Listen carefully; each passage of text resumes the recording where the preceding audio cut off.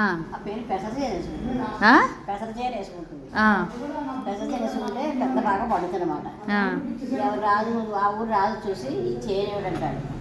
పేరు పెసర చీర వేసుకుంటే గాలి గుంటు పేరు పెసర చీర ఏమిటి అని కోయం చేస్తాడు. కోయం చేస్తాడు. ఇది కాకపోతే ఆమెది నా చీర ఏమైపోయిందంటే రాజుగారు కోయం చేశాడు. రాజుగారు కోయం చేశారు మంచి అవుతానని చెప్పేటప్పుడు ఆ కింద పెసరాన్ని ఏరుకుని రొట్టె కాల్చుకుని 4 రొట్టెలు 4-5 రొట్టెలు కాల్చుకుని పెడుతూ ఉంటుంది. పెడుతూ ఉంటే ఇలా పేరు కనిపిస్తుంది. పేరు బావ ఎక్కడికి వెళుతున్నావు అంటుంది. రాజుగారు బుద్ధి చెప్పడానికి వెళుతున్నావు అంటుంది పేరు బావ. సరే నేను వస్తాను నాకు రొట్టె పెడతావా అంటుంది. పెడతాను రా అంటుంది. ఈ లోపల మా పావు కనిపిస్తుంది. పేరు బావ ఎక్కడికి వెళుతున్నారు అంటుంది. రాజుగారు బుద్ధి చెప్పడానికి వెళుతున్నాను అంటుంది. నేను వస్తాను నాకు రొట్టె పెడతానంటుంది.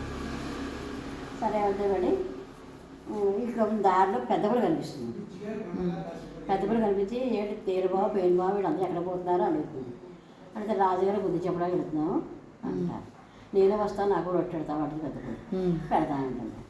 సరే అందరూ బయలుదేరి ఎంతమంది పెడతారు. రాజుగారు పెడతారు. రాజుగారి గడ్డల్లో పేరు దిగుతుంది.